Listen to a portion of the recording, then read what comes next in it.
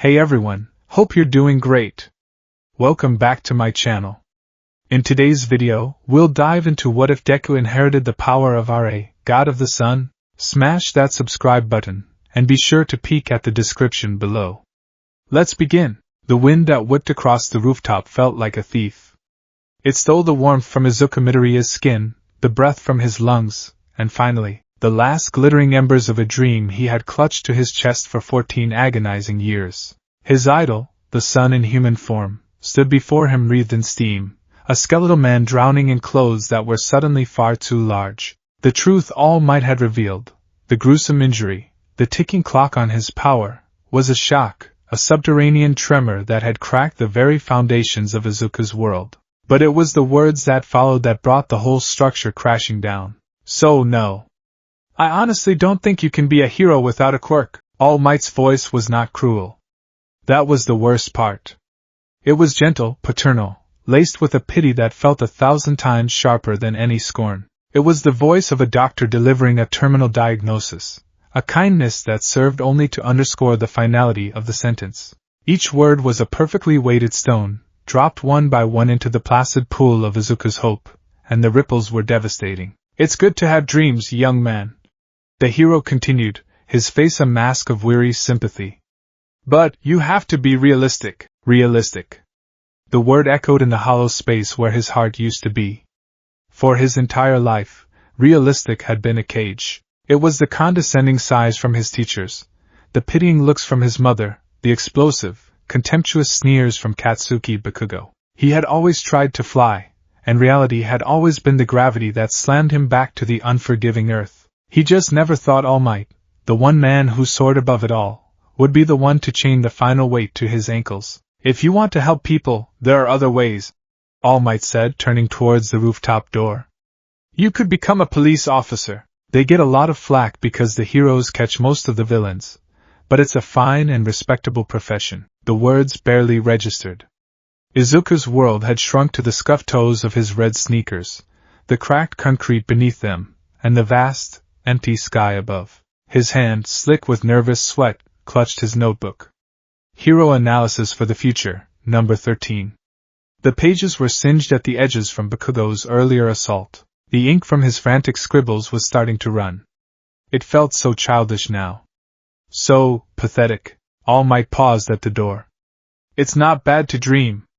Just make sure your dreams are attainable. The door clicked shut. The sound was as loud and final as a coffin lid closing.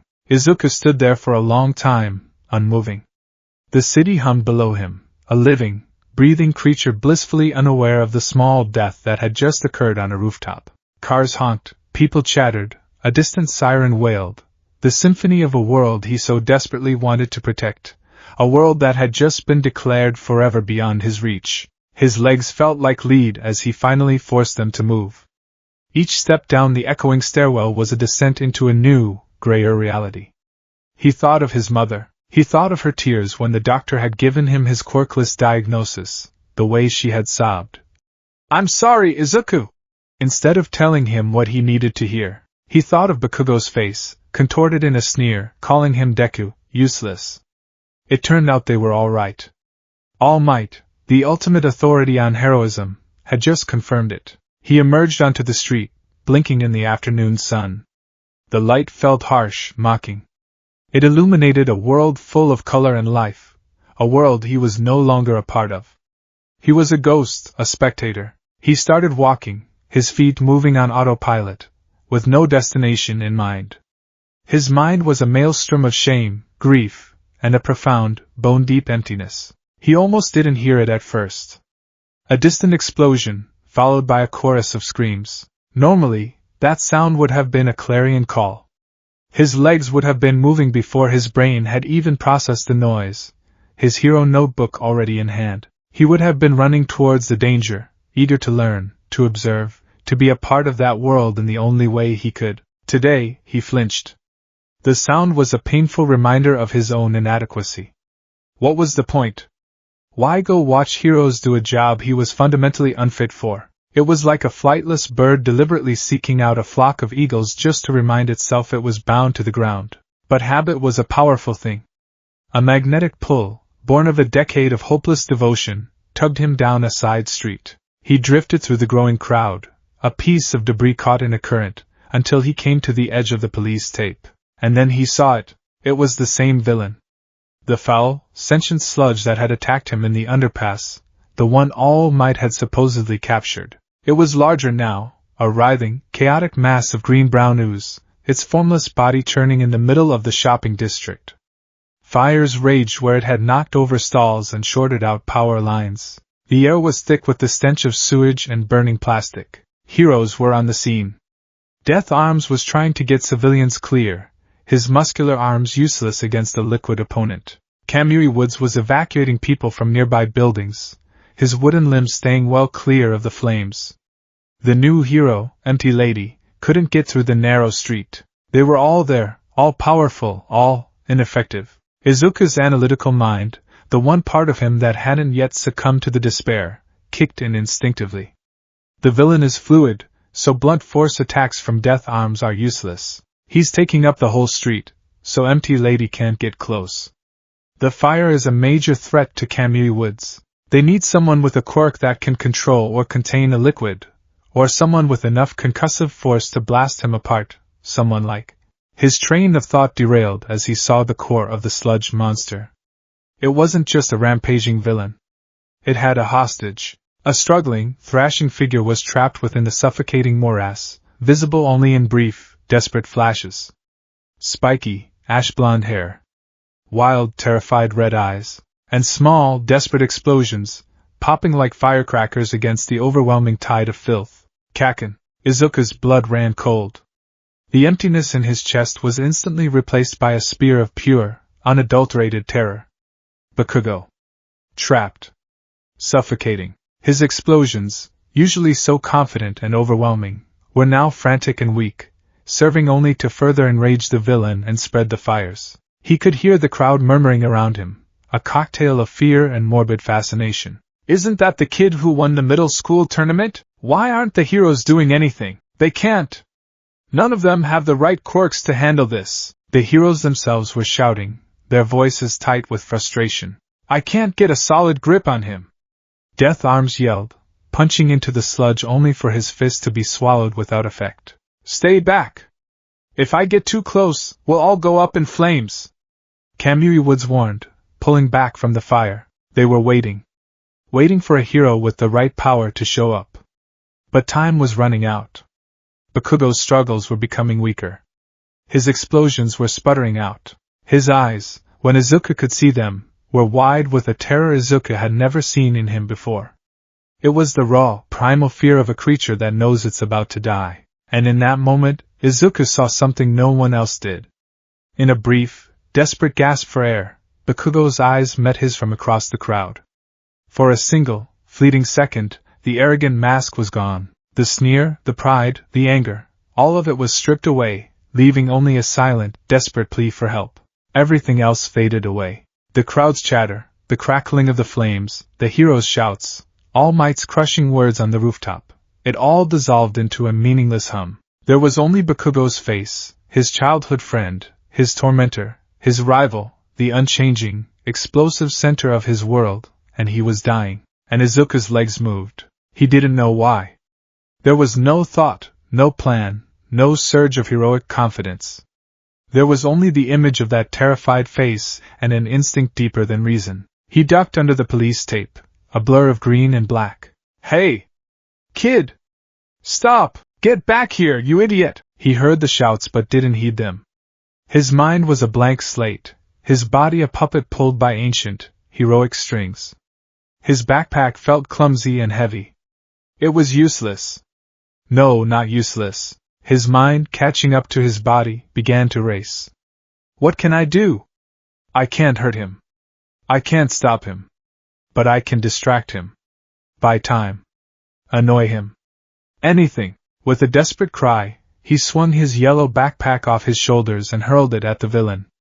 It was a pathetic, foolish gesture, but it was all he had. The bag flew through the air and struck the sludge monster in one of its massive, roving eyes. The creature roared in surprise, its gelatinous form recoiling for a split second. It was enough. For that single second, the sludge loosened its grip around Bakugo's mouth. "Kaken!" Izuku screamed, his voice raw as he scrambled forward, clawing uselessly at the viscous body of the villain. The sludge was thick and foul-smelling, resisting his grip like malevolent quicksand. "What the hell are you doing, Deku?" Bakugo choked out, coughing up a mouthful of slime. His voice was a mix of fury and fear. "Get the hell away from me! I couldn't just stand there and watch you die!" Izuku sobbed, his fingers scrabbling for purchase, his nails digging into the filth. He felt like a child trying to stop a tidal wave with his bare hands. The villain's attention, previously focused on its struggling captive, now turned to the new annoyance. Two massive pseudopods of sludge rose up, its glowing red eyes fixing on the small, quirkless boy before it. "Another fly to swat!" The villain's gravelly voice boomed, echoing from deep within its body. "You've got some nerve, kid. I'll enjoy killing you first!" A massive tendril of sludge shot towards Izuku. He saw it coming, a wave of darkness that promised suffocation and oblivion. He was too slow, too weak. This was it. A foolish, pointless death. He squeezed his eyes shut. "I'm sorry, Mom." He braced for the impact. For the cold, slimy embrace of death. But it didn't come. Instead, something happened inside him. It began as a feeling of profound wrongness. A deep, cellular-level rejection of the situation. This chaos, this suffocation, this snuffing out of life. It was a violation of some ancient, fundamental law he didn't know he understood. An unraveling of order. A creeping of the shadow where light should be. The feeling was followed by a flicker of warmth in the very core of his being. It was like a pilot light, long dormant and forgotten, had just been touched by a spark, a gentle, nascent heat that began to spread through his veins, chasing away the cold terror. This is not how it ends. The thought was not his own. It was too old, too calm, too resonant with absolute authority. It felt less like a thought and more like a truth being stated, a cosmic decree being issued from the throne room of his soul. The sludge villain's attack was inches from his face. Time seemed to stretch, to warp around him. He could see the individual particles of dirt suspended in the ooze, could see the terrified reflection of his own face in its slimy surface. The warmth in his chest bloomed. It was no longer gentle. It was a furnace igniting, a forge being brought to roaring life. The pressure built behind his eyes, not painful, but powerful. An immense, immeasurable energy uncoiling within him, a sleeping leviathan waking from a sleep of millennia. He opened his eyes, and the world dissolved into light. From the outside, it was as if a second sun had been born in the middle of the street. An explosion, but with no sound, just a silent, overwhelming wave of pure, golden incandescence erupting from the small, green-haired boy. It was not the chaotic, destructive light of an explosion. It was the focused, purposeful light of a star, perfect and absolute. The heat was instantaneous and immense, yet paradoxically, it was selective. The flames raging on the nearby stalls were instantly extinguished, snuffed out by a power that commanded all heat. The air shimmered and warped. The asphalt beneath Izuku's feet did not melt. The clothes on his back were not singed. The sludge villain, however, was not spared. For the creature of filth and shadow, the light was annihilation. It let out a shriek that was half gurgle, half scream of pure agony as the solar wave hit it. The light was not simply burning it, it was unmaking it. The complex organic compounds of its body were instantly broken down, its moisture vaporized, its mass sublimated into steam and harmless dust. It was being purified, scoured from existence by a power that abhorred its very nature. From Izuku's perspective, the world was a canvas of pure gold. The terror was gone, replaced by a strange, serene calm. He felt the power flowing out of him, a torrent of creation and destruction as natural as breathing. He felt the villain's life force, a corrupted, greedy thing, being erased. He felt Bakugo's life force, a furious, vibrant bonfire, and the light instinctively wrapped around him, a shield of gentle warmth protecting him from the searing purification. The entire event lasted no more than 3 seconds. When the light receded, it was to a scene of profound silence. The sludge villain was gone. Not defeated, not splattered across the street. Vanished. The only evidence that had ever existed was a faint dusting of gray powder on the ground and the lingering smell of ozone and something else, something ancient, like sun-baked desert stone. Katsuki Bakugo collapsed to his hands and knees, gasping, not for air, but in shock.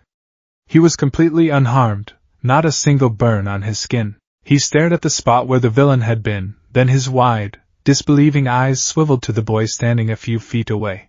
Izuku Midoriya stood in the center of the pristine circle of asphalt, his small frame trembling. The golden light had vanished, but an echo of it remained, a faint, ethereal aura clinging to him. His eyes, normally a wide, verdant green, were now pools of molten gold, glowing with a soft, internal luminescence.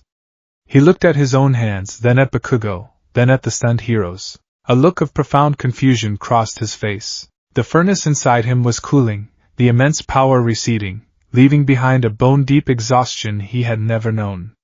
The world tilted on its axis. The faces in the crowd, a sea of slack-jawed awe and terror, swam before his eyes.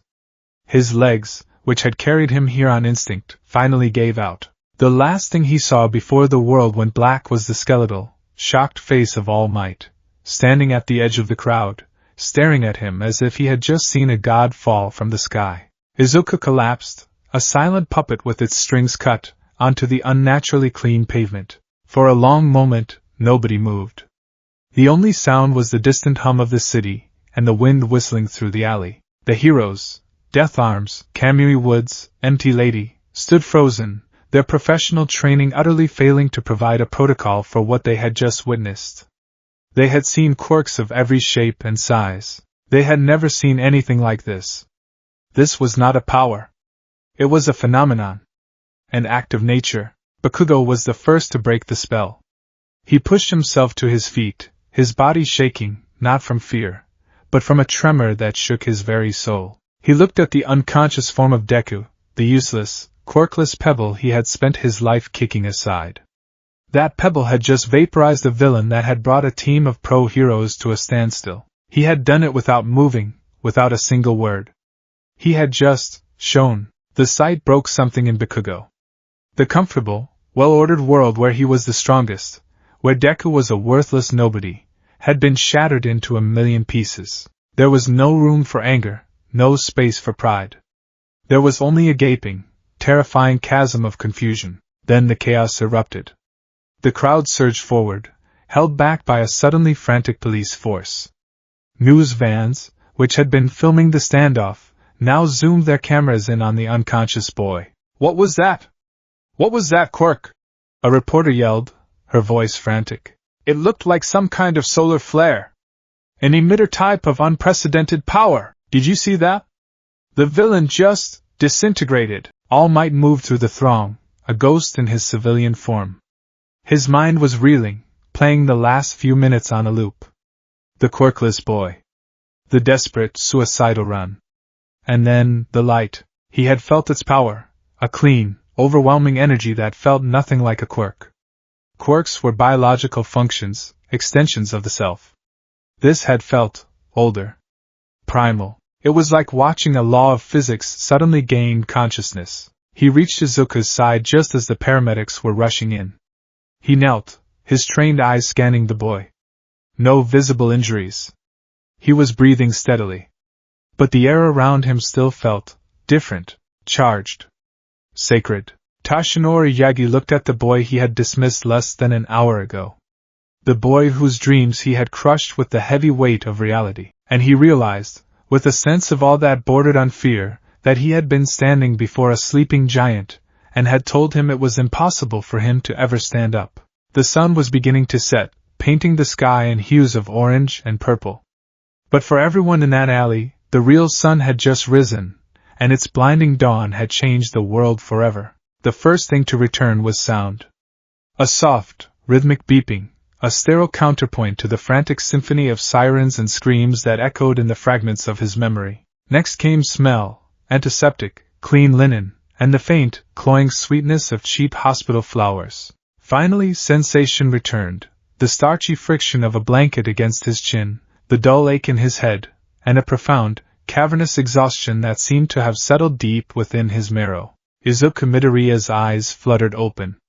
The ceiling was a familiar landscape of sterile white tiles. The beeping, he now realized, was a heart monitor beside his bed, its green line rising and falling in a steady, reassuring rhythm. He was in a hospital.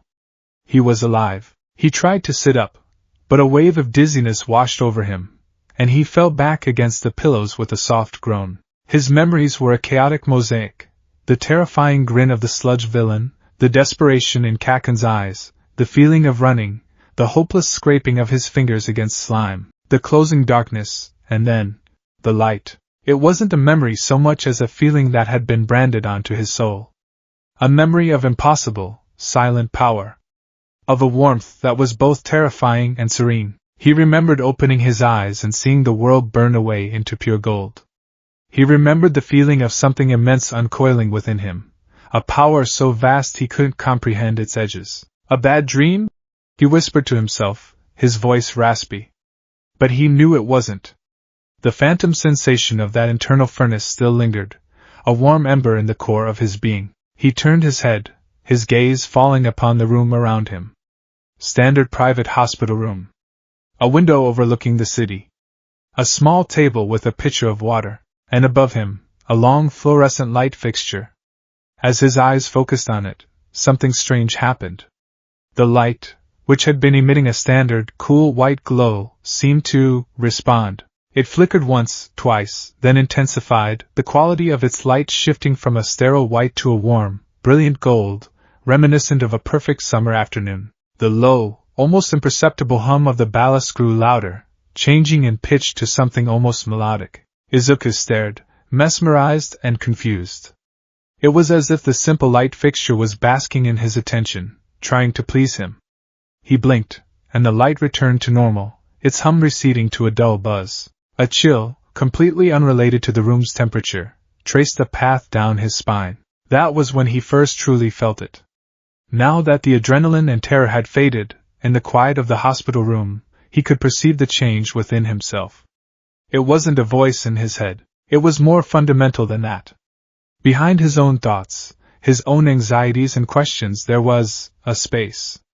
A vast, silent, sun-drenched emptiness.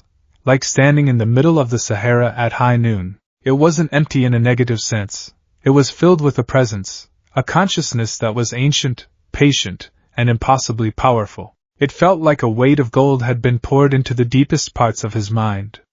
It didn't speak, it didn't command, it simply was. It radiated a sense of profound, unshakable purpose, a cosmic duty as ingrained and absolute as gravity. The duty to rise. To shine. To give life. To banish the encroaching darkness. This presence felt like the antithesis of the sludge villain, a creature of chaos and decay. This was order. Life. Light. He was so lost in this new internal landscape that he didn't hear the door open. Izuku? Oh, my baby! His mother, Inko Midoriya, rushed to his bedside, her face a mess of tears and relief. She fussed over him, checking his temperature, fluffing his pillows, her small hands fluttering around him like worried birds. The doctors said you were fine, just exhausted. She sobbed, clutching his hand. They can't explain what happened. They ran every test, brain scans, blood work, quirk factor analysis. Nothing, they said your quirk factor is still non-existent. They're calling it a hysterical, one-off manifestation. A freak accident. Izuku didn't know how to respond. A freak accident? It felt more like a fundamental law of his own existence had been rewritten. And the news, Inko continued, her voice trembling. It's everywhere. They're all talking about you.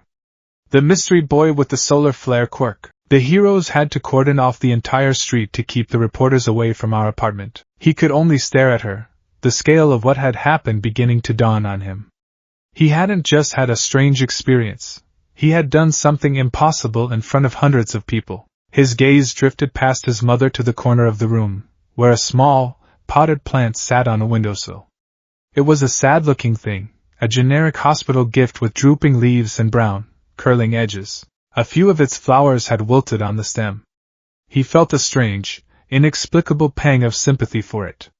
A living thing, fading in a sterile room, starved of real sunlight. Without thinking, he focused on the plant. He remembered the feeling of life, the concept of growth that was now humming in the back of his mind. He wished, with a simple, childlike sincerity, that the plant could feel the sun. And just as with the fluorescent light, something happened. A faint, almost invisible shimmer of golden light seemed to bleed from Izuku, coalescing around the little plant. The air in the room grew warmer. Inko gasped, her hand flying to her mouth. Slowly, miraculously, the plant began to transform. The drooping stem straightened, as if reaching for an unseen sun. The curled brown edges of the leaves receded, replaced by a vibrant, healthy green. The wilted flowers perked up, their petals regaining their color.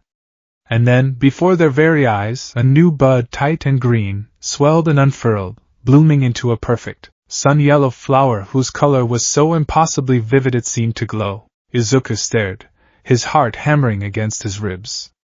The plant looked more alive than any plant had a right to be. He had done that.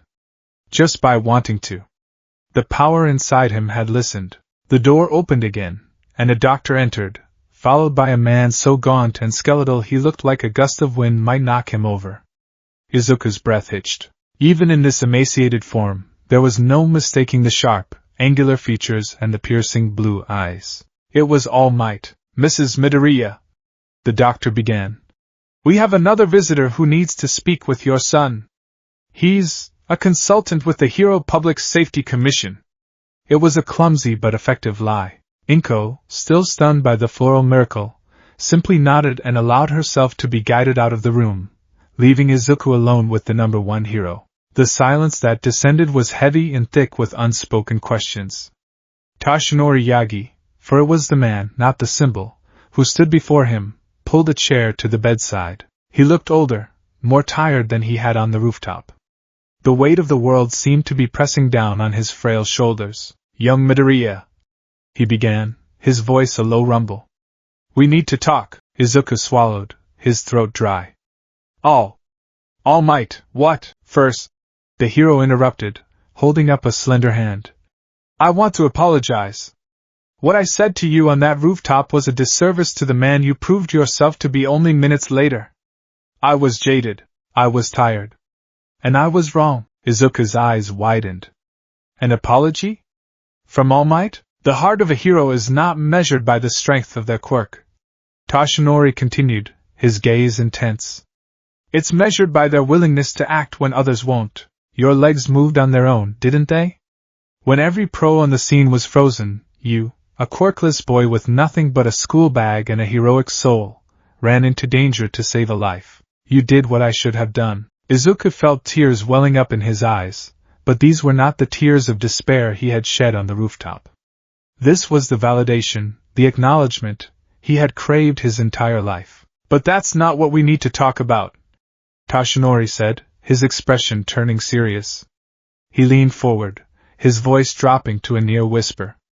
We need to talk about what happened next. The light, the villain, vanishing. The doctors here are baffled. The official report will likely be sealed, citing a temporary quirk manifestation of unknown origin. But you and I both know it was something more than that. I felt it. It wasn't a quirk. Izuku could only nod, his hands twisting the hospital blanket. I don't know what it was. It just happened. I thought I was going to die, and then there was this feeling, this warmth, and this presence in my head. He tried to explain the silent, sun-drenched desert in his mind, the feeling of immense age and purpose. Toshinori listened intently, his brow furrowed in concentration, not a hint of disbelief on his face. When Izuku finished describing the plant on the windowsill, Toshinori let out a long, slow breath. I see, he said, his voice heavy with a significance Izuku couldn't quite grasp. He looked at Izuku, not as a fan or a child, but as an equal, a fellow bearer of a great and terrible secret. Young Midoriya. Izuku, he said, using his first name for the first time. You are in possession of a power that no one, perhaps not even you, understands. A power like that, untamed and uncontrolled, is not a gift. It's a natural disaster waiting to happen. It could be a danger to you and everyone around you. Toshinori then did something that shattered the last vestiges of Izuku's hero-worshipping fantasy. He lifted his shirt, revealing the same horrific, swirling scar he had shown him on the rooftop. "I showed you this before to explain my limits," he said, his voice grim. "Now I'm showing it to you as an offering of trust. This is my weakness. My secret. 5 years ago, a villain did this to me. I'm not invincible. I'm a man living on borrowed time." He let the shirt fall. "My power, one for all, is a sacred torch passed from one generation to the next. It's a great secret, one I have guarded my entire life. I am telling you this because you now carry a secret just as great, if not greater. And you cannot carry it alone." The offer hung in the air, shimmering with possibility. It was not the offer Izuku had dreamed of. He wasn't being offered a quirk. He was being offered something far more valuable: guidance. "I cannot offer you my power," All Might stated, his words firm and clear. "What you have, it is something innate. Something ancient. To try and force one for all into you now would be like trying to pour the ocean into a volcano. It would destroy you." He leaned closer, his blue eyes boring into Izuku's. "But I can offer you my help. I don't understand the nature of your power. I can't teach you how to create a sun in your hands, but I can teach you how to be a hero. I can teach you control, discipline, and compassion. I can teach you how to be a man worthy of the gift you've been given. I can help you forge that phenomenal power into a tool for good, so that you control it, and it doesn't control you." Tears were now streaming freely down Izuku's face. The despair of the rooftop, the terror of the villain, the confusion of his awakening, it all coalesced and poured out of him in a great, shuddering wave of relief. He wasn't alone. The greatest hero in the world had seen him, truly seen him, and was offering him a hand. "Yes," Izuku choked out, the word barely a whisper. "Please." "Yes." A slow, genuine smile spread across Toshinori Yagi's face, a smile that had more warmth than any of All Might's boisterous grins. "Good. Then your training begins as soon as you are discharged." 2 days later, Izuku stood on the trash-strewn sands of Dagoba Municipal Beach Park. The sun was just beginning to rise, painting the sky in soft pastels. The air was cool and salty. All Might, in his civilian form, stood beside him. "The first and most important step in controlling your power is controlling your mind," Toshinori explained, his hands clasped behind his back. "Your power responded to your emotions, to your desperate desire to save young Bakugo, to your simple wish for that plant to live. It is deeply connected to your will. An undisciplined will leads to an undisciplined, destructive power." He pointed to a relatively clean patch of sand amidst the heaps of discarded appliances and bags of trash. "Sit. Cross your legs. We will start with meditation." Izuku, who had been expecting to haul refrigerators, blinked in surprise. "Meditation? Meditation," Toshinori confirmed. "You need to learn to quiet the noise of your own thoughts. You need to journey into that silent desert you described. You will not fight the presence you feel there. You will not try to command it. You will simply listen, observe, understand its nature. We need to learn what triggers it, what soothes it, and what it wants." For the next 10 months, this became Izuku's life. Every morning before dawn and every evening after school, he was at the beach with Toshinori. His physical training was not ignored. He ran, he lifted, he worked on his stamina and reflexes, building his body into a vessel capable of housing such immense energy without falling apart from exhaustion. But the core of his training was internal. He spent hours in meditation. At first, it was agonizing. His mind would race with 1,000 anxieties. But slowly, with Toshinori's patient guidance, he learned to find the quiet center within himself. He learned to sink into the vast, sun-drenched space in his soul. He began to understand the consciousness he now shared. He and Toshinori started calling it RA as a shorthand, a mythological placeholder for something they couldn't define. RA was not sentient in a human way. It didn't have thoughts or opinions. It was a force of nature, a personification of cosmic principles. It desired order over chaos, life over death, light over darkness. It was a guardian of the cycle. When Izuku felt pure, selfless heroism, the desire to protect the innocent and preserve life, the power of RA resonated with him, flowing easily. When he felt fear, anger, or selfishness, the power became sluggish, chaotic, and difficult to control. His practical training was a lesson in finesse. Don't try to unleash a floodlight, Tashinori would instruct. Try to create a single candle flame in your palm. Izuku would sit for an hour, sweat beading on his forehead, trying to manifest the smallest possible amount of light. The first few weeks, his efforts would result in either nothing or a sudden, blinding flash that made Tashinori jump. But eventually he managed it, a small, stable, warm orb of light, no bigger than a marble, hovering silently above his open hand. It was a greater victory than any explosion. He learned to heal. He started with wilted leaves, then moved on to healing the scrapes and cuts he got from his physical training. He would hold his hand over a wound and channel a gentle, restorative warmth, watching in awe as the skin knitted itself back together. Tashinori's mentorship was relentless and all-encompassing. He drilled Izuku on ethics, on the responsibility that came with his power. Never forget the boy you are, Izuku Midoriya, he'd say, his expression stern as they watched the sunset. This power you hold, it's godlike. It would be easy to let it make you feel like a god, to see mortals as beneath you. The moment you start thinking that way is the moment you cease to be a hero. Your humanity, your empathy, your tears, those are not weaknesses. They are your anchor. They are what make you worthy of wielding the sun. Izuku took the words to heart. He was no longer just a fan but trying to emulate his idol. He was an apprentice, a student of an ancient art, and a young man grappling with a weight that felt as heavy as the sky itself. He feared the power, the sheer destructive capability he knew was sleeping within him. He was terrified of losing himself to the silent, golden god in his soul. On the last day before the UA entrance exam, he stood with Tashinori on the now spotless beach. He had, as a side effect of his physical training and the sheer joy of bringing life back to a dead place, cleared the entire coastline. The morning sun glinted off the clean sand and sparkling water. Are you ready? Tashinori asked. Izuku looked down at his hands.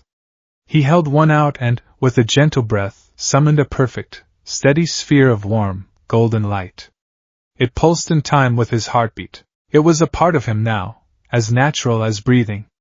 He was still afraid, but it was no longer the fear of the unknown. It was the healthy respect of a craftsman for his powerful, dangerous tools. He looked at his mentor, the skeletal man who had become the most important person in his world, and gave him a smile, not the wobbly, uncertain smile of the boy he had been, but a new one, calm and confident. Yes, Izuku said, the light in his hand glowing a little brighter. I am. He was no longer the quirkless, useless Deku. He was no longer just chasing a dream. He was walking a new path, a path paved with sunlight, towards a destiny far grander and more terrifying than he had ever imagined. The UE exam was not an ending or a goal. It was the first step into a much larger world, and he would not face it with a borrowed power, but with the whispers of an ancient god in his soul and the strength of his own heroic heart. 10 months can be an eternity. 10 months ago, Izuku Midoriya was a ghost haunting his own life, a collection of apologies and shattered dreams. He was a boy who had been told by the sun itself that he could not learn to fly. Today, as he stood before the colossal gates of UA High School, Izuku Midoriya felt the sun at his back and a quiet, steady warmth in his own heart. He was not the same boy. The trembling had been replaced by stillness. The frantic muttering had been soothed by silent meditation. The despair had been burned away, leaving behind a core of tempered purpose. The school was a monument of glass and steel, its iconic H-shaped building reaching for the sky like a modern-day temple. It was everything he had ever dreamed of, the hallowed ground where legends were forged. A year ago, the sight would have made him vibrate with a mixture of reverent awe and crippling anxiety. Now, he simply felt ready. He took a deep breath, the cool morning air a welcome balm. He could feel the thrum of the city around him, the thousands of lives pulsing with energy. 10 months of training had not just taught him to control the power within, it had taught him to feel the world without. He was more connected, more aware. The presence of RA in his mind was no longer an alien weight but a silent, watchful companion, a vast, calm sea beneath the surface of his own consciousness. Out of my way, Deku! The voice was a familiar explosion of gravel and contempt. Izuku turned to see Katsuki Bakugo striding past him, his hands jammed in his pockets, his shoulders hunched with a familiar, aggressive energy. But there was something different in Bakugo's eyes as they flickered over him. The usual sneer was there, but it was brittle. Underneath the anger was a sliver of something else, a deep, gnawing confusion he couldn't hide. He hadn't spoken a word to Izuku since the sludge villain incident, observing him from a distance in the halls of their middle school as if Izuku were a ghost or a puzzle he couldn't solve. Izuku simply nodded, stepping aside without a word. There was nothing to say. The chasm between them was no longer just about a power imbalance. It was about a fundamental misunderstanding of reality. Bakugo lived in a world of quirks, of explosions and engines and strength. Izuku now carried a piece of an older, stranger world inside him. He made his way into the massive auditorium for the orientation, finding a seat and letting the excited chatter of the other examinees wash over him. He saw the girl with the brown bob, the one he'd saved from tripping earlier. He gave her a small, reassuring smile, and she blushed, turning away. He saw the tall, stern-looking boy with glasses who had tried to admonish him for his non-existent muttering. Everyone here was a bundle of nerves and ambition, desperate to prove their worth. Izuku felt a pang of empathy. His own desperation had been transformed, but he remembered its taste all too well. President Mick's booming voice filled the hall, explaining the rules of the practical exam. 3 types of robots, worth 1, 2, or 3 points. A 10-minute time limit. A massive arena. Simple. Brutal. Then, the 4th robot was revealed, the 0-pointer. An obstacle. A gimmick. My advice is to avoid it, President Mike screeched. Izuku's eyes narrowed, his analytical mind already at work. An obstacle, but its scale is immense. It must be designed to induce panic, to test decision-making under extreme pressure. Avoiding it is the logical choice, but its presence will shape the entire battlefield. It forces movement, creates choke points. He felt a new clarity settle over him. It was a subtle shift, a quiet hum in the back of his mind. The presence of RA, sensing his need for focus and wisdom, was beginning to stir. This was the first of the 3 modes he and All Might had identified and named, corresponding to Ra's journey across the sky. This was Adam, the form of the setting sun, the aspect of wisdom, completion, and serene perception. He didn't glow. He didn't radiate heat. The change was entirely internal. The frenetic energy of the auditorium seemed to slow down. The individual voices in the crowd resolved themselves into distinct patterns. The complex lighting grid on the ceiling became a logical schematic in his mind's eye. He felt as though he were looking at the world through a new lens, one that saw not just objects, but the connections between them, the flow of energy, the lines of probability, the faint, shimmering auras of life force from every person in the room. It was overwhelming at first, but 10 months of meditation had taught him how to filter it, how to focus. He pulled out a pencil as the written portion of the exam was distributed. The atom state was not a cheat. It didn't give him answers he didn't know, but it swept away the fog of anxiety and distraction, allowing him to access every piece of knowledge he possessed with perfect, calm recall. The complex math problems became elegant equations. The history questions arranged themselves into a logical timeline. The ethical quandaries presented in the heroic section were laid bare, their nuances and consequences branching out before him like a decision tree. He moved through the test with a serene efficiency that was utterly foreign to the boy he used to be, finishing with time to spare. He laid his pencil down and closed his eyes, centering himself, conserving his energy for the true trial to come. The air in front of the gate to Battle Center B was thick with tension. Examinees stretched, bounced on the balls of their feet, and eyed their competition. Izuku stood amidst them, a small island of calm in a sea of nervous energy. He was wearing a simple green tracksuit, his posture relaxed, his breathing slow and even. He was scanning the crowd, his atom-enhanced senses mapping out the quirks around him. He could see the girl with the anti-gravity power, her life aura light and buoyant. He could see the boy with the engine legs, his energy coiled and ready to spring. And he could see Bakugo, a furious, crackling bonfire of power, practically vibrating with the need to unleash it. And start! President Mick's voice boomed from unseen speakers, but there was no countdown. The massive gate slid open, revealing a sprawling cityscape of concrete and steel. For a second, everyone stood frozen in confusion. What's the matter? There are no countdowns in a real fight. Go, go, go! The dam of tension broke. The students surged forward, a tidal wave of quirks and ambition. Izuku was not caught in the rush. A moment before the crowd moved, his perception had shown him the optimal path. He flowed through the gaps, not with overwhelming speed, but with an eerie, prescient grace, like a stream finding its way around stones. He was one of the first to enter the city proper. The metallic clang of a robot footstep echoed from a side alley. A one-pointer, sleek and green, rolled into view, its single red optics swiveling to lock onto him. First test, he thought, his calm unwavering. His training with all might had been clear, overwhelming power was a last resort. It was a sledgehammer. What he needed now was a scalpel. The robot charged, its metallic claws extended. Izuku stood his ground. He raised his right hand, index finger extended. The atom state allowed him to see the robot not as a solid whole, but as a system, a chassis, a power source, and a network of delicate circuitry connecting them. He focused on the primary logic board he could sense within its chest cavity. He took a breath and willed the power of RA to answer. A tiny, brilliant point of light, no bigger than a pinprick, formed at the tip of his finger. It was pure, concentrated sunlight. With a thought, he fired it. There was no explosion, no concussive blast. Just a nearly silent hiss. A pencil-thin beam of golden light, hotter than any forge, shot across the 30 feet separating them and struck the one-pointer dead center.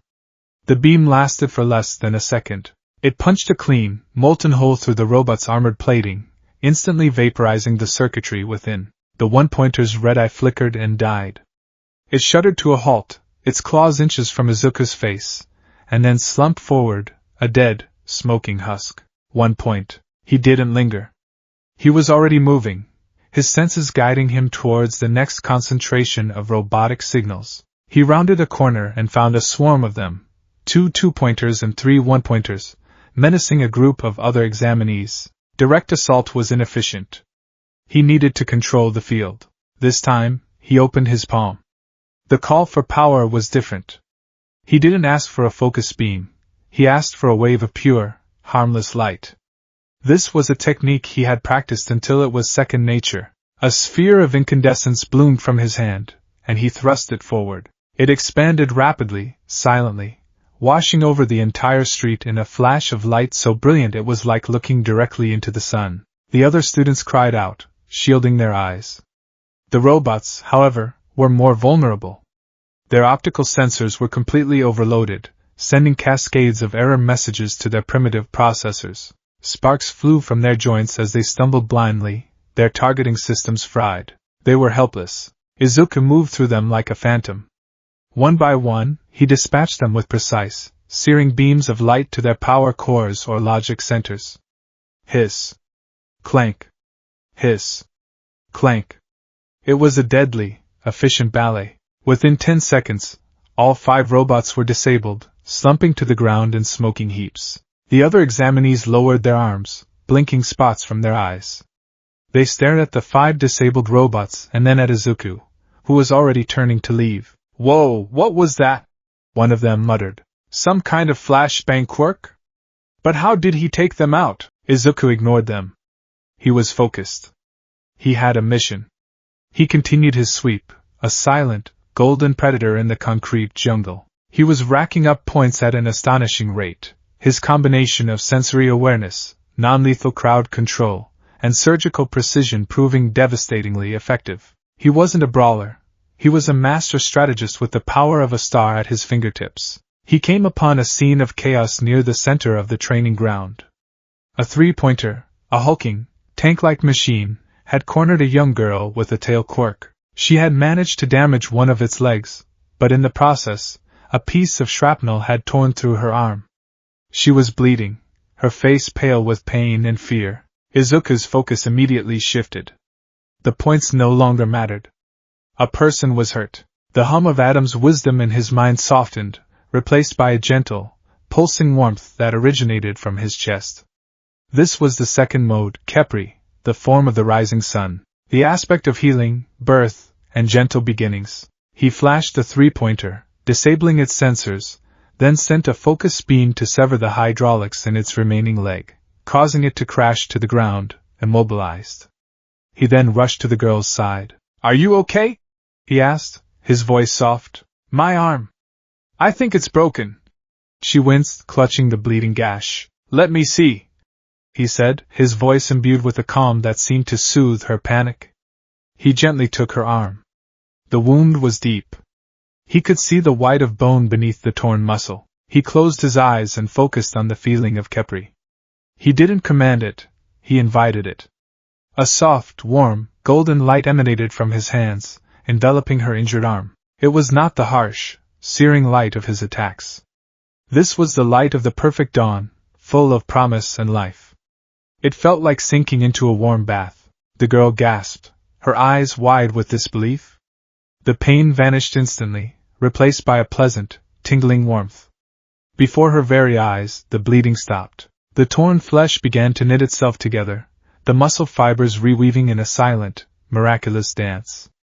The fractured bone fused, leaving no trace of a break. Within 20 seconds the wound was completely gone, leaving only smooth, unblemished skin and a faint, lingering golden warmth. "How?" she stammered, staring at her perfectly healed arm. "What kind of healing quirk is that? There's not even a scar." Izuku gave her a small smile. "Just be more careful," he said before turning and jogging away, leaving her staring after him in stunned silence. He had earned no villain points for that encounter, but as he felt the girl's life aura stabilize, he felt a deeper, more profound sense of accomplishment. This was what being a hero was really about. This was the true purpose of his power, to protect and preserve life. He had amassed an impressive 57 points when the ground began to tremble. A low, grinding rumble echoed through the city, growing in intensity until the very air vibrated. Dust rained down from the tops of the buildings. A shadow fell over the street, vast and absolute. Izuku looked up, and for the first time since the exam began, his calm faltered. The zero-pointer was not a robot. It was a siege engine. A walking skyscraper. It was so massive that its head scraped the tops of the tallest buildings in the battle center. Its single, glowing red optic was the size of a bus. Each footstep was a localized earthquake, cracking the asphalt and shattering windows. The effect on the examinees was instantaneous, and exactly as intended. Panic. Primal, unthinking terror. "It's the zero-pointer! Run! Just run!" Everyone turned and fled. It was the only sane response. Izuku's own instincts screamed at him to do the same. This was a foe he could not defeat with a well-placed beam. It was an overwhelming force of nature. His atom state was screaming at him, calculating the probabilities. Survival chance in direct confrontation, 2.1%. Optimal strategy, tactical retreat. He began to fall back with the others, his heart pounding. But then he heard a cry. A small, desperate sound almost lost in the cacophony of the robot's advance. He looked back. And his blood ran cold. It was the nice girl with the brown hair. She was lying on the ground, trapped under a large piece of rubble that had been shaken loose by the robot's approach. Her leg was pinned. She was struggling, her face a mask of terror, as the zero-pointer's colossal foot rose above her, preparing to take its next world-shattering step. The fleeing students didn't see her. The proctors, watching from their monitor room, would never intervene in time. She was going to be crushed, and in that instant, everything else ceased to exist. The probabilities. The points. The exam. The strategic retreat. All Might's warnings about control. All of it was burned away by a single, incandescent thought. I have to save her. The calm wisdom of Adam and the gentle warmth of Khepri were consumed by a new, terrifying power. The ember of Ra that he had so carefully tended and controlled for 10 months erupted into a roaring, uncontrollable inferno. It was the raw, untamed power of the sun at its zenith, the aspect of absolute power, judgment, and overwhelming might. This was Ra, the form of the midday sun. The air around Izuku turned to plasma. The ground beneath his feet began to glow, the asphalt softening to tar. A visible aura of golden fire exploded from his body, and with a silent, earth-shattering surge of power, he lifted off the ground. He floated 10 feet in the air, then 20, then 50, rising to meet the gaze of the mechanical god. His green tracksuit did not burn, shielded by the sheer force of his will. His hair, normally a chaotic green mess, floated upwards, each strand a flickering filament of golden energy. His eyes were no longer the eyes of a boy.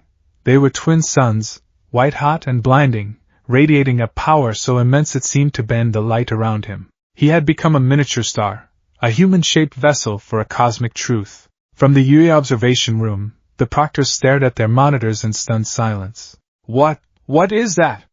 Midnight whispered, her hand over her mouth. "His energy readings are off the scale."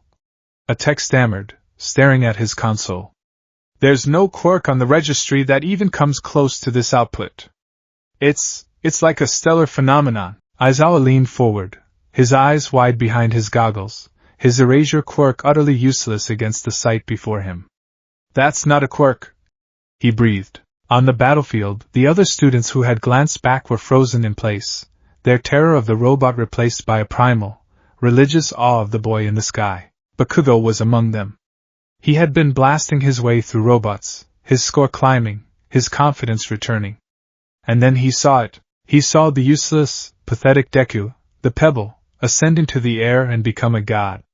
The light he radiated was so absolute, so commanding, it made Bakugo's own explosions feel like children's firecrackers. It was a power so far beyond his comprehension that his brain simply refused to process it. Rage, jealousy, and pride were all incinerated, leaving only a hollow, terrifying void of disbelief. The zero-pointer registered Izuku as a threat. Its massive head swiveled, its red optic fixing on the boy-son. It raised a colossal arm, preparing to swat him from the sky. It was far too slow. Izuku raised a single hand. The swirling corona of energy around him coalesced, drawing into his palm. It compressed, folding in on itself, until he was holding a spear made of pure, solidified sunlight. It did not flicker or burn. It was a perfect, stable weapon of impossible heat and energy. He felt the consciousness of Ra surge within him, not as a thought, but as an instinct. The shadow must be banished. The chaos must be unmade. With a cry that was both human and something far older, he hurled the spear. It crossed the distance between them in an instant, leaving a shimmering trail of superheated air in its wake. It struck the zero-pointer's massive head. The result was not an explosion. An explosion is chaotic, expanding in all directions. This was an act of perfect, focused erasure. The moment the spear made contact, the robot's head began to disintegrate. Metal, wires, and plastic were not melted or blown apart. They were unmade, their molecular bonds severed by the absolute energy. The spear passed through the head as if it were smoke, continuing on for another 100 yards before dissipating into nothing. A perfect, circular hole, 30 feet in diameter, now existed where the robot's head and torso had been.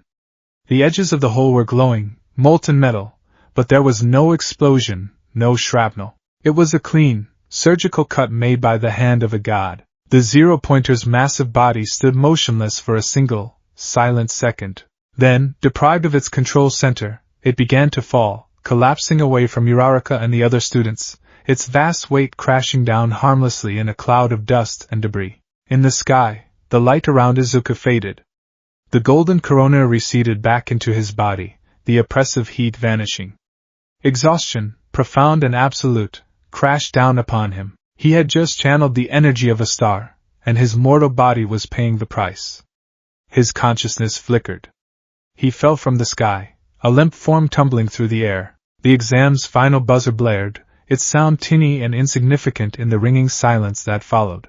Izuku's last conscious thought was a single, worried question that had nothing to do with passing the exam. Is she safe? Then, the world went dark. The first week at UA High was a blur of introductions, academic assessments, and the overwhelming, unspoken question that hung in the air every time Izuku Midoriya walked into a room: what are you? He had woken up in Recovery Girl's office with a profound energy drain that felt like he'd run a dozen marathons, but no broken bones.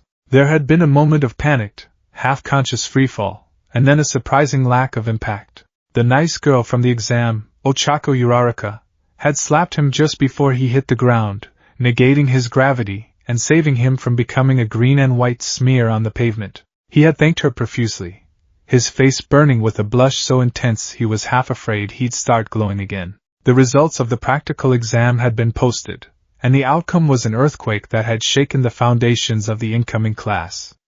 Izuku had placed first. Not by a small margin, but by a landslide. His 77 villain points, a score he'd achieved with quiet, unnerving efficiency even before his final cataclysmic display, had already put him at the top. But then the rescue points were revealed. 60, a perfect score. For saving Uraraka from the zero-pointer and for healing the girl with the tail, an act the proctors had seen and deemed worthy of the highest praise. His total score was an unprecedented 137. Bakugo had placed second. Izuku knew, without having to look at him, that this fact was eating away at his childhood friend like a corrosive acid. To be second was an insult. To be second to Deku was an existential crisis. The other students of Class 1A regarded him with a mixture of awe, fear, and intense curiosity. They had all seen the footage. Every UA applicant had. The school had released a heavily edited highlights reel of the exams, and the final, stunning clip was of a boy ascending into the sky and unmaking a skyscraper-sized robot with a spear of pure light. He was a celebrity, a mystery, a living legend before he had even received his student ID. Izuku hated it. He did his best to deflect the questions, to be small and unassuming. He sat in his seat, his posture perfect, his hands folded on his desk, and focused on the calm, quiet desert within his mind. All Might had warned him this would happen. Your power is a statement, young Midoriya, he had said to him over the phone the night before school started. You cannot hide it. So, do not be ashamed of it. Be humble. Be kind. Let your actions, not your power, define who you are to your classmates. It was good advice, but it was hard to follow when Ida Tenya was vibrating with analytical questions about the physics of his abilities, and Mina Ashido was peppering him with excited queries about how shiny he could get. He offered mumbled, non-committal answers, trying to steer the conversation away from himself. He felt like an imposter, a fragile human boy piloting a divine machine he barely understood. The classroom door slid open, revealing a man who looked like he had just crawled out of a sleeping bag and lost a fight with a raccoon. He was tall, thin, with a curtain of greasy black hair obscuring his face and tired, bloodshot eyes that seemed to suck the energy out of the room. A white, bandage-like scarf was wrapped around his neck. If you're here to make friends, you can pack up your things now, the man said, his voice a monotone drone that was somehow more intimidating than any shout. Welcome to UA's Hero Course. He unzipped the yellow sleeping bag he had been occupying and stepped out, revealing a simple black jumpsuit. It took you 8 seconds to shut up. That's not going to work. Time is a precious resource. You lot aren't rational enough. He introduced himself as Shota Aizawa, their homeroom teacher. There was no warm welcome, no inspiring speech. He simply held up a blue gym uniform and instructed them to change and meet him on the training grounds. The locker room was a cacophony of nervous energy and speculation. A quirk apprehension test on the first day. Kirishima Aijiro, a boy with spiky red hair and an equally sharp grin, asked. Isn't that a little intense? UA is the pinnacle of hero education. Ida responded, chopping the air with his hand. We must be prepared for rigorous evaluations at all times. Izuku changed quietly, keeping to himself. He could feel Bakugo's glare burning into the back of his neck, but he refused to acknowledge it. The new gym uniform felt crisp and professional. As he slipped it on, he took a moment to center himself, focusing on his breathing, sinking into the calm presence of Are. He would need to be focused. Aizawa's tired eyes held a sharp, calculating intelligence that put Izuku on edge. This man missed nothing. Outside, the sun was bright, the air crisp. Aizawa stood before them, a device in his hand, his expression as sour as ever. You've been taking standardized tests your whole lives, he began, his voice flat. But you've never been allowed to use your quirks in physical exams. The ministry is staffed by bureaucrats, clinging to outdated rules. It's not rational. He tossed the softball to Bakugo. Bakugo, you finished second in the practical exam. What was your best softball throw in middle school? 67 meters. Bakugo grunted. Try it with your quirk, Aizawa said, gesturing to a large circle drawn on the ground. Do whatever you need to, as long as you stay in the circle. Give it all you've got. Bakugo strode into the circle, a predator scenting blood. He stretched his arms, a malicious grin spreading across his face. This was his territory. A tangible, explosive display of power. He wound up, and with a guttural roar of "Die!" he hurled the ball. The throw was punctuated by a massive explosion from his palm, a concussive blast that sent the ball rocketing into the sky with a sonic boom. It soared, a tiny speck against the blue, before finally falling back to Earth far in the distance. Aizawa held up his device. A digital display read, 705.2 meters. The class erupted in murmurs of amazement. This was the kind of power they understood. The kind of power that made a hero. See? Aizawa said, a grim smile touching his lips. This is the baseline. This is what it means to be a hero at UA. Then came the hook. And one more thing, he added, his voice dropping, a dangerous glint in his tired eyes. Just so you take this seriously, the student who ranks last in total points will be judged to have no potential and will be expelled. Immediately, panic. Pure, unadulterated panic swept through the class. Expulsion? On the first day? This was insane. This was unfair. Izuku, however, felt a strange sense of calm. He understood. Aizawa wasn't just testing their powers, he was testing their resolve. He was manufacturing a high-stakes, high-pressure environment to see who would crack. It was, in its own brutal way, perfectly rational. The tests began. The 50-meter dash. The grip strength test. The standing long jump. Izuku performed admirably, but conservatively. For the dash, he focused a small, controlled jet of light from the soles of his feet, propelling him forward in a smooth, frictionless glide. It wasn't as explosive as Bakugo's blasts or as fast as Ida's engines, but it was efficient and controlled. For the grip strength test, he did nothing special, relying on his 10 months of strenuous physical training. His score was above average, but not superhuman. He was being watched. He could feel Aizawa's gaze on him constantly, a heavy, analytical weight.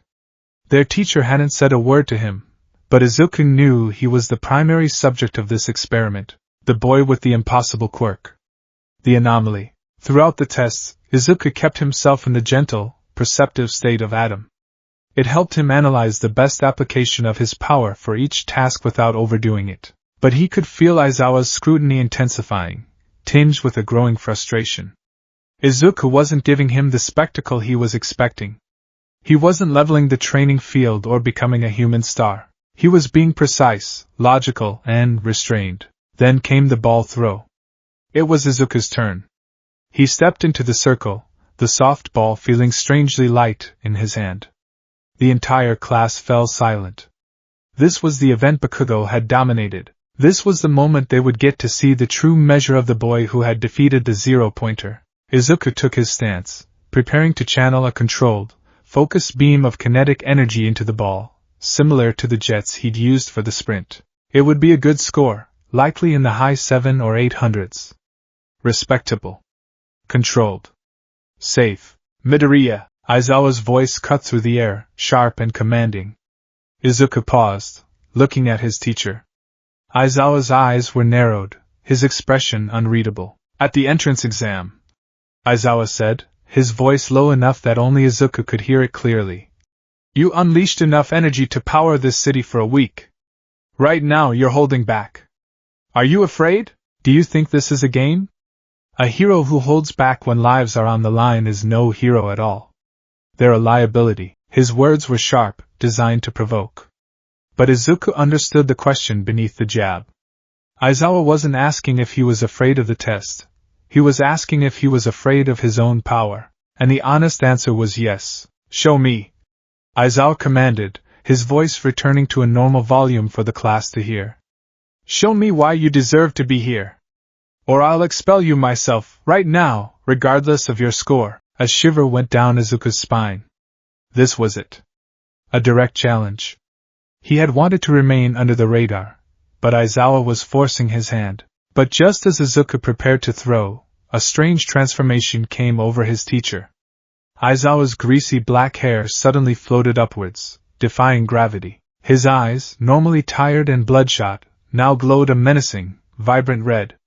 The bandages around his neck unfurled, whipping through the air like sentient tentacles. The effect on the other students was immediate and visceral. "Whoa, what's with his eyes?" Kaminari yelped. "I've heard of him," someone whispered. "He's the underground hero, Eraserhead. He can cancel out people's quirks just by looking at them." Izuku felt it too. A strange, probing sensation, like a psychic hand trying to find a switch inside his soul and flip it. He felt the gaze of Eraserhead fall upon him, a gaze that had nullified the powers of countless villains. Aizawa smirked, a cruel, satisfied expression. "I've erased your quirk," he stated, his voice raspy. "Now throw the ball. Let's see what you can do as a quirkless nobody." This is what would happen in a fight against a villain like me. You're all flash and no substance. The entire class held its breath. They had just seen the great mystery of Class 1A, the boy with the godlike power, reduced to nothing. Bakugo's eyes were wide, a vicious, triumphant gleam entering them. So that's it, he thought. It's just a flashy quirk. One that can be taken away. Izuku stood in the circle, Aizawa's quirk-erasing stare boring into him. He felt the probing sensation, and he felt it find nothing. It was like trying to unplug a star from a wall socket. There was no switch. There was no biological mechanism to disable. His power wasn't a feature of his body that could be turned off. It was the presence of a fundamental concept, a piece of a cosmic entity residing in his soul. It was no more a quirk than gravity was. Aizawa's smirk faltered. He could feel it. He had a perfect sense for when his power took hold, a subtle feedback that told him he had severed a target from their quirk factor. With Izuku, there was nothing, no connection, no feedback. Just an empty void where a quirk should be. And yet, he could see it, a faint, almost imperceptible shimmer of gold deep within Izuku's green eyes, a tiny pilot light that refused to be extinguished. "What?" Aizawa breathed, his confidence wavering for the first time. Izuku looked at his teacher, his expression calm. He didn't feel weaker. He didn't feel changed at all. The quiet desert within his mind was as vast and sun-drenched as ever. He finally understood the true nature of what All Might had called his inheritance. It was not of this world. It was not born of the quirk singularity. It was something other. Something older. "With all due respect, Sensei," Izuku said, his voice steady and clear, carrying across the silent training field. "You can't erase what isn't there." And then, he acted. He didn't rear back for a powerful throw. He simply brought the ball up to his chest, holding it in his right palm. He took a deep breath, and called upon the power of Ra. Not the overwhelming, cataclysmic might of the midday sun, but a sharp, focused, controlled burst. A brilliant, golden light enveloped his hand. It wasn't a fire. It was pure, solid incandescence, so bright it was difficult to look at. The class gasped. Aizawa's red eyes widened in genuine, unadulterated shock. His power was active. He was staring directly at him. And it was having absolutely no effect. Izuku's hand shot forward, not throwing the ball, but thrusting it. As his hand reached the apex of its movement, he released a controlled, directional jet of pure solar plasma from his palm. It was not an explosion like Bakugo's. It was a silent, perfect, lance of kinetic force. The effect was instantaneous. The softball vanished. One moment it was in his hand, the next it was gone. A golden streak tore through the air, faster than the eye could follow, leaving a shimmering trail of ionized air in its wake. There was no sonic boom, because the ball had been pushed beyond the speed of sound so cleanly and efficiently that it barely disturbed the air around it. It flew on a perfect, rising arc, climbing higher and higher until it became a tiny speck and then vanished into the upper atmosphere. Silence, a profound, absolute silence fell over the training grounds of UA High. The only sound was the faint whistling of the wind. Everyone, students and teacher alike, stared at the empty sky where the ball had disappeared. Aizawa's hair fell back into place, his eyes returning to their normal, tired state as he blinked, his jaw slack. The glowing gold in Izuku's eyes faded, leaving them their normal, verdant green. The oppressive heat that had momentarily emanated from him vanished. Ping! Aizawa's phone chimed. He shakily raised it, his hand trembling slightly. The screen displayed a single, impossible symbol: infinity. Infinity. The silence was broken by a collective, disbelieving gasp from the students. Kaminari's jaw was on the floor. Uraraka's eyes were wide as dinner plates. Ida's glasses had slipped down his nose. They had just witnessed something that defied all known logic of quirks and power. They had watched a boy casually ignore a power designed to be absolute, and then proceed to break the very concept of measurement. Bakugo was shaking. His hands were clenched into fists so tight his knuckles were white. The triumphant gleam in his eyes had been replaced by something dark and terrifying. It was the look of a zealot whose god had just been struck down in front of him. His entire worldview, built on the predictable hierarchy of powerful versus weak quirks, had just been vaporized. Deku. Izuku was not just powerful. He was impossible. He was a walking contradiction, a cheat code in the game of life, and Bakugo had no idea how to even begin to comprehend it. Aizawa slowly lowered his phone. He looked at Izuku, and for the first time, there was no condescension or challenge in his eyes. There was only a deep, unsettling curiosity and a sliver of something that looked almost like fear. "What are you?" he asked, his voice a hoarse whisper, repeating the same question he had posed in his mind earlier, but this time, it was filled with genuine, world-shaking confusion. Izuku met his gaze, his expression unreadable. He thought of the sun-drenched desert in his mind, of the silent, ancient consciousness that slumbered there. He thought of All Might's words about his inheritance. He gave the only answer he could. The same one he'd given his teacher before. "It's not a quirk." The rest of the apprehension test was completed in a state of shell-shocked silence. Izuku performed the remaining tasks with the same quiet efficiency as before, his infinite score in the ball throw already guaranteeing him a top spot. No one spoke to him. They gave him a wide berth, as if he were a bomb that might detonate at any moment. Finally, Aizawa projected the final scores. Izuku Midoriya was in first place. Minoru Mineta, the small, purple-haired boy, was in last. The tiny student began to wail, tears and snot streaming down his face. "I'm going to be expelled! My UA dream is over before it even began!" Aizawa sighed, the sound carrying the weight of the entire day. He dispelled the hologram. "By the way," he said, his monotone voice cutting through Mineta's sobs, "that whole expulsion thing was a lie." The class stared. "It was a rational deception," Aizawa explained, a wicked, tired grin spreading across his face. "A logical ruse to make you push yourselves beyond your limits." Momo Yayorozu, the tall, confident girl who had placed just behind Izuku, spoke up. "Of course it was a lie.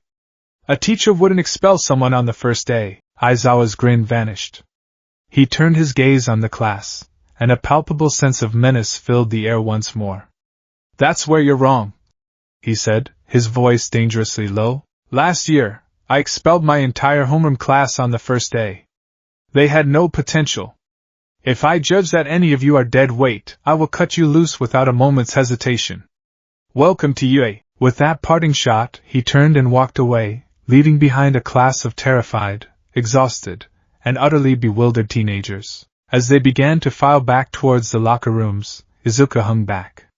The adrenaline was fading, leaving him feeling drained. He had revealed far more of his power than he had intended, creating a gulf between himself and his classmates before he had even had a chance to get to know them. He had wanted to be a hero, not a monster to be feared. He felt a presence beside him and looked up to see Yayorozu. She was looking at him not with fear, but with an intense, analytical curiosity. "Midoriya-san," she said, her voice formal. "Your ability, it does not conform to any known parameters of quirk theory. The way it was unaffected by Mr. Aizawa's power suggests it doesn't operate on the same biological principles. It's fascinating." Before he could respond, a hand clapped him on the shoulder. It was Kirishima, his sharp-toothed grin wide and genuine. "Fascinating? It was awesome! Infinity! That's so manly! You totally blew Bakugo's score out of the water." Bakugo, who had been storming past, froze at the mention of his name. He turned slowly, his face a thunderous mask of pure, undiluted rage. He didn't look at Kirishima. His crimson eyes were locked solely on Izuku. "Don't you dare get cocky, you damn Deku!" he snarled, his voice a low, threatening growl. He started to take a step forward, his hands crackling with small explosions, but he stopped. He looked at Izuku's calm, steady expression, at the faint, lingering memory of that golden light in his eyes, and for the first time in his life, Katsuki Bakugo hesitated. He didn't know what Izuku was, but he knew, with a terrifying certainty that went deeper than pride, that it was something he could not beat with explosions. Not anymore. With a final, frustrated growl that sounded more like a wounded animal than a threat, he turned and stalked away. Izuku watched him go, a profound sadness settling in his chest. Aizawa's test had revealed far more than just the limits of their quirks. It had revealed the new, terrifying shape of his world. He was an anomaly. A power beyond erasure. And he would have to learn to be a hero in a world that had no idea what to do with him. "I am coming through the door like a normal person," the voice, a booming, triumphant sound that vibrated in the very bones of the building, was anything but normal. All Might, in all his muscle-bound, primary-colored glory, struck a dramatic pose in the doorway of Class 1A. The effect was immediate. The classroom, which had been buzzing with the low-level anxiety of a new day, erupted into a chorus of excited gasps and starstruck whispers. Izuku felt a familiar, nostalgic warmth spread through his chest. It was the pure, unadulterated awe of a fan. For a moment, he wasn't the vessel of an ancient god. He was just a kid, seeing his lifelong idol in the flesh, ready to teach his class. It was a dream made manifest. "Welcome to the most important class at UA High. Think of it as Hero ING 101. All Might declared, striding to the podium with impossibly long steps. "Here, you will learn the basics of being a hero and what it means to fight for the good of others. And for today's lesson, we'll be jumping right into this." He struck another pose, flexing a bicep the size of Izuku's head. "Combat training!" A thrill of nervous energy shot through the room. This was it. The real deal. And to go with that, All Might continued, pressing a button on a remote. Wall panels slid open, revealing numbered briefcases. "Are these costumes designed based on your quirk registry forms and requests you sent in before school started?" The class exploded into cheers. Izuku's heart hammered against his ribs. He remembered his own design, sketched out on page after page of his notebooks. A tribute to his idol, but with his own unique spin. He had sent it in months ago, a hopeful prayer from a quirkless boy who didn't know if he would even be allowed to take the exam. To know it was now a reality, it was overwhelming. "Get suited up, and meet me at ground beta," All Might commanded. "Looking good is half the battle, young heroes." The changing room was electric with excitement. As Izuku opened his briefcase, number 13, he felt a wave of emotion. The costume was exactly as he had designed it. A full-body jumpsuit of a deep, forest green, accented with white and black lines. It had a red belt, sturdy red boots reminiscent of his own favorite sneakers, and a mask with long, ear-like protrusions and a respirator-like mouth guard designed to look like a smile. It was a loving, almost desperate homage to All Might, but as he pulled it on, it felt different. The smile felt like it belonged to a different boy. The homage felt like he was wearing another man's clothes. His path was no longer about following in All Might's footsteps. Still, it was his first costume. It was a start. He pulled on the white gloves, feeling the smooth, durable fabric, and took a deep, centering breath. When Class 1A emerged into the sunlight of ground beta, a sprawling cityscape built for training, they were a vibrant, chaotic tapestry of color and design. Uraraka looked fantastic in her sleek pink and black suit. Ida resembled a high-tech knight. And Bakugo looked like a walking engine of destruction. His costume was all black and orange, dominated by the massive, grenade-shaped gauntlets on his forearms. They weren't just for show. Izuku's analytical mind immediately identified them as storage units, designed to collect Bakugo's nitroglycerin-like sweat for a massive, concentrated blast. They were a terrifyingly effective piece of support gear. Bakugo's crimson eyes found Izuku's almost immediately. The look in them was not just anger. It was a predatory, obsessive focus. The quirk apprehension test hadn't sated his need for answers. It had starved him, leaving him ravenous. He needed to understand the impossibility that was Izuku Midoriya, and the only way he knew how was to try and blast it into dust. All Might, standing before a massive screen, began to explain the exercise. An indoor, 2-on-2 battle. One team of villains, guarding a nuclear weapon prop.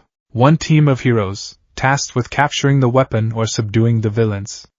A classic, high-stakes scenario. Now let's determine the teams! All Might boomed, plunging his hand into a box. Chosen, by lottery! Ida raised a hand. Sir! Is this truly the most effective way to create balanced teams? Real life is rarely balanced, young Ida. All Might chuckled. Heroes often have to team up with others whose quirks don't mesh well with their own. This is a test of adaptability. One by one, the teams were drawn. The air grew thick with anticipation. Izuku watched, his heart a steady drumbeat.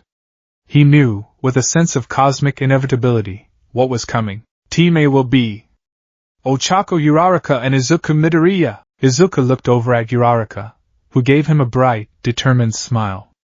Looks like we're a team, Deku-kun. Let's do our best. He smiled back, a genuine smile this time. Right, and your opponents? All Might continued, drawing the next two names. Will be Team D. Tenya Ida and Katsuki Bakugo. The temperature in ground beta seemed to drop by 20 degrees. A dead silence fell over the assembled students. Every eye in the place swiveled between the quiet, green-clad boy and the explosive, orange and black one. The history between them was a palpable thing, a dark, crackling energy that everyone could feel. Bakugo's head snapped up. His lips peeled back from his teeth in a grin that was utterly devoid of humor. It was the look of a wolf that had just cornered its prey after a long and frustrating hunt. Well, he growled, his voice a low, dangerous rumble. What a damn coincidence! All Might, for all his bravado, seemed to recognize the volatile cocktail he had just mixed. Team A will be the heroes, and Team D will be the villains. The rest of you, come with me to the observation room. He pulled Izuku and Bakugo aside for a moment. Young Bakugo, remember this is a training exercise. No permanent damage. Young Midoriya, be careful. The look in his eyes was heavy. It said what he couldn't, don't kill him. Izuku gave a single, solemn nod. He understood. Inside the building, the air was cool and stale. Uraraka was looking at the floor plan All Might had provided, but Izuku was focused on something else. He had slipped into his atom state, his senses expanding, feeling the layout of the building, the flow of air, the faint life auras of their opponents 4 floors above. So, what's the plan, Deku-kun? Uraraka asked, her voice pulling him from his meditative state. Ida is fast, and Bakugo, well, he's Bakugo. It seems like he has a real grudge against you. That's an understatement, Izuku admitted, his eyes never leaving the stairwell. Kaken is smart, but his pride is his biggest weakness. He'll ignore Ida. He'll ignore you. He'll ignore the objective. He'll come straight for me. He needs to prove he's stronger. That's all this is for him. So we can use that? Uraraka asked, her eyes lighting up. Exactly, Izuku confirmed. He'll come for me, and I'll draw him away. That will leave Ida alone guarding the weapon. Your quirk is perfect for a non-combat infiltration. You just need to get in, touch the weapon, and we win. Uraraka's face was a picture of determination. Got it. A surprise attack. But what about you? Can you handle Bakugo alone? Izuku looked at his own gloved hands. He could feel the universe of power sleeping within them. Handle him? He could unmake him with a thought. And that was the problem. I'll be fine, he said, his voice quieter than he intended. Just be ready to move as soon as you hear the first explosion. The buzzer sounded, signaling the start of the match. The building was eerily quiet for a moment. Then, from a hallway to their left, came a deafening, concussive boom. Bakugo, a blur of orange and black, shot around the corner, propelled by a blast from his palm. There was no stealth, no tactic. It was a full frontal assault. He had abandoned his post, just as Izuku had predicted. Deku! he roared, his voice echoing in the concrete corridor. His right hand was already sparking, aimed directly at Izuku's face. "Stop dodging and fight me, you cheating bastard!" Izuku reacted on pure instinct. "Uraraka, go!" he yelled, pushing her towards the stairs. As she scrambled away, he raised his left arm. He didn't call on the searing power of Ra. He called on its substance. A circular shield of translucent, golden light materialized in front of his arm, a foot thick and 5 feet in diameter. It looked like a pane of solidified sunlight, shimmering with internal energy. Bakugo's explosion slammed into the shield. The sound was deafening, a sharp crack that was instantly muffled. The force of the blast, which would have shattered a concrete wall, was absorbed by the shield. The golden energy rippled, like the surface of a pond struck by a stone, dispersing the kinetic energy harmlessly. The heat washed over it, causing the air to shimmer, but the shield itself didn't even flicker. Bakugo skidded to a halt, his eyes wide with fury and a hint of disbelief. "A shield? Hiding behind your little light tricks, huh? This is a team exercise, Kaken," Izuku said, his voice steady as he began to back away, drawing Bakugo deeper into the labyrinthine corridors, away from the objective. "We're supposed to be thinking strategically. Shut up!" Bakugo screamed, launching himself forward again, his hands popping and crackling like a string of firecrackers. He unleashed a furious, unrelenting barrage of explosions, trying to blast his way through Izuku's defense. The next few minutes were a deadly, chaotic dance. Izuku never attacked. He was purely on the defensive, a green and gold phantom against a storm of fire and fury. He flowed backwards through the building, his atom state giving him a preternatural awareness of his surroundings. He knew every corner, every piece of debris on the floor. He conjured shields to block the larger blasts, the impacts echoing like muffled thunder. For the smaller, faster attacks, he simply evaded, his body moving with an unnatural grace, dodging and weaving through the explosions with inches to spare. He was a matador, and Bakugo was the raging bull, growing more and more enraged with every missed attack. "Stand still!" Bakugo roared, the frustration clear in his voice. He was panting, sweat beading on his brow. He was burning through his stamina at an alarming rate. "What's that damn power? What's your trick? You were a worthless, quirkless pebble your entire life. You can't have just gotten this strong. You've been looking down on me all this time, haven't you?" The accusation, so utterly backwards, struck Izuku with a pang of sadness. "I've never looked down on you, Kaken," he said, his shield shimmering as it absorbed another blast. "You've always been amazing. That's why I admired you." The genuine sincerity in his voice only seemed to fuel Bakugo's rage. "Liar!" he shrieked, landing a powerful right hook. Izuku angled his shield, deflecting the blow and the accompanying explosion upwards, where it blew a chunk out of the ceiling. From the observation room, the other students watched in stunned silence. "Holy crap!" Kirishima muttered. "Midoriya hasn't even thrown a punch, and he's completely dominating the fight. It's a brilliant strategy," Yaoyorozu analyzed, her eyes glued to the screen. He correctly deduced that Bakugo's psychological state was his greatest weakness. He's not fighting Bakugo. He's letting Bakugo defeat himself. Look at the property damage Bakugo is causing, versus Midoriya, who has caused none. In a real-world scenario, Midoriya's approach is infinitely more heroic. All Might watched, his fists clenched, a bead of sweat tracing a path down his temple. This was more intense than he had anticipated. Young Bakugo's pride is a dangerous, fragile thing, he thought, and young Midoriya is trying to dismantle it without shattering it completely. He's walking on a razor's edge. Back in the fight, Izuku realized his strategy had a fatal flaw. It was working too well. He was frustrating Bakugo to the point of irrationality. And an irrational Bakugo was a far more dangerous one. He saw the shift in Bakugo's eyes. The tactical anger was gone, replaced by a cold, murderous resolve. Bakugo raised his left gauntlet, aiming it at Izuku. "You know what these are for, Deku," he said, his voice dangerously calm. "They're not just for show. I've been storing up all the sweat from this little chase." A metallic click echoed in the hallway. He had pulled the pin. "Young Bakugo, don't do it! You'll kill him!" All Might's voice boomed through the building's speaker system. Bakugo just laughed, a harsh, ugly sound. "He won't die if he dodges!" he yelled, and pulled the trigger. The world erupted in fire. A massive, concentrated blast, far larger than any of his previous explosions, shot down the corridor. It was a focused jet of destruction, a miniature bomb designed to vaporize everything in its path. Izuku's eyes widened. There was no time to dodge. No time to evade. His shield, as it was, might not hold against a blast of that magnitude.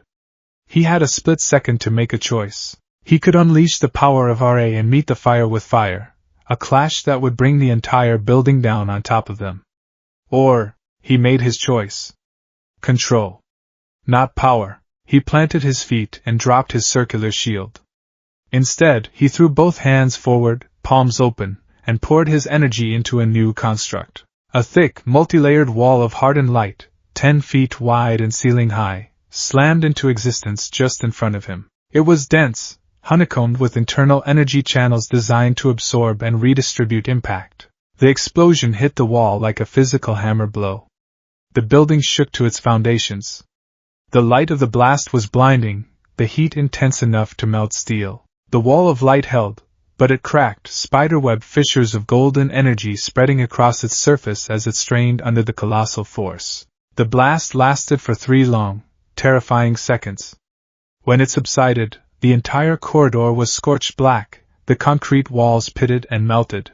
Izuku stood behind his shattered, fading light wall, unharmed but breathing heavily. The sheer force of the attack had been staggering. He looked at Bakugo, whose face was a mask of disbelief. He had used his ultimate move, a blast that should have ended the fight, and Deku had just blocked it. It was in that moment that Izuku knew he had to end this. Bakugo wouldn't stop. He would pull the pin on his other gauntlet. He would keep coming until he was physically broken, or until he broke Izuku. Defense wasn't enough anymore. He had to win. But how? How could he win without hurting him? The answer came to him, a whisper from the quiet, wise desert in his mind.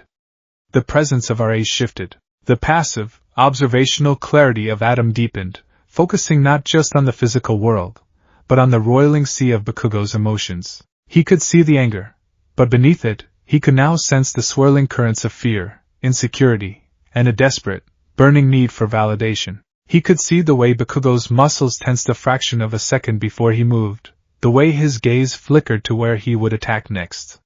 He was no longer just watching a fighter, he was reading a soul. "I'm not done with you yet, Deku!"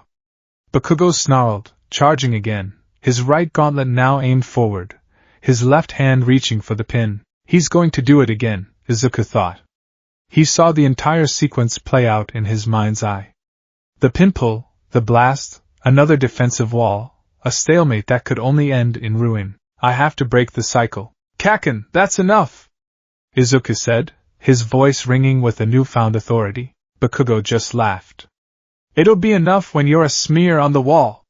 He pulled the pin, and Izuku moved. He didn't charge forward. He didn't create another wall. He stood his ground, closed his eyes, and reached deep inside himself. He didn't call on the sun's heat or its force. He called on its most fundamental property, its light. He opened his eyes, and they were no longer green. They were blazing white, 2 miniature suns that held no heat, only pure, absolute, merciless brilliance. A silent, perfect sphere of white light erupted from his body. It was not an explosion of energy, but an explosion of illumination. It expanded at the speed of light, instantly filling the entire floor of the building with a flash so intense, so all-encompassing, that it overloaded every single sensory input. To Bakugo, who was inches away from firing, the world simply ceased to exist. One moment he was in a scorched corridor, the next he was floating in an infinite void of pure, featureless white. The sound of his own breathing, the feeling of the gauntlet in his hand, the sight of Deku, it all vanished, erased by a wave of total sensory overload. A high-pitched ringing filled his ears. His vision was a sea of white spots. He was blind, deaf, and utterly disoriented.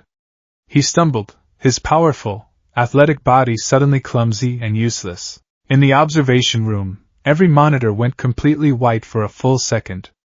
The students cried out, shielding their eyes from the sudden, impossible glare. When the feed returned, they saw Bakugo staggering blindly, his hands clapped over his ears, his face a mask of confusion. But Izuku wasn't finished. The flash had been the opening. Now came the masterstroke. While Bakugo was still reeling, his senses shattered, Izuku took a single step forward. He held out his right hand, palm open, not towards Bakugo, but towards the massive grenade-shaped gauntlets on his arms. He released a wave of power, but it wasn't light or force. It was a controlled, focused wave of gentle, pervasive heat, no warmer than a summer breeze. It was, however, just warm enough to reach the flash point of the highly unstable nitroglycerin sweat that Bakugo had been accumulating. The effect was immediate and brilliant. A series of tiny, popping sounds like a string of children's snappers erupted all over Bakugo's gauntlets. The stored-up sweat detonated, but without the compression and focus of the gauntlet's firing mechanism, the explosions were tiny, harmless, and utterly useless. It was a chain reaction of fizzles and pops, a fireworks display with no power. In the space of 2 seconds, Bakugo's ultimate weapon, his entire store of ammunition, had been rendered inert. As the last of the white spots faded from Bakugo's vision and the ringing in his ears subsided, the first thing he saw was Izuku standing directly in front of him, his expression serene and sad. His gauntlets, which had been primed for a building-leveling attack, were now silent, smoking faintly. Before Bakugo could even process what had happened, Izuku's hand shot out. It wasn't a punch. It wasn't a shove. His fingers, wrapped in white glove, gently touched Bakugo's arm, pressing a length of capture tape firmly against his bicep. "Villain, captured," Izuku said, his voice barely a whisper in the ringing silence. At that exact moment, Uraraka's voice came over the comms, breathless but triumphant. "Hero Team has secured the weapon! Hero Team wins!" Bakugo stood frozen, the capture tape on his arm feeling heavier than a mountain. He looked at his useless gauntlets. He looked at the calm, unscathed boy in front of him. He looked at his own trembling hands. He had not been overpowered. He had not been beaten in a contest of strength. He had been dismantled. Outthought. Outmaneuvered. His senses had been stolen, his ultimate weapon had been defused, and he had been captured without a single punch being thrown. It was the most profound and humiliating defeat of his entire life, and it had been delivered not by a god of power, but by a master of control. The rage, the fury, the hatred, it all collapsed inward, leaving behind a cold, hollow emptiness. He had given it his all, and it hadn't been enough to even scratch the surface of whatever Deku had become. He didn't scream. He didn't rage. He just stood there, shaking, as the buzzer announced the end of the match, a silent monument to a broken rivalry.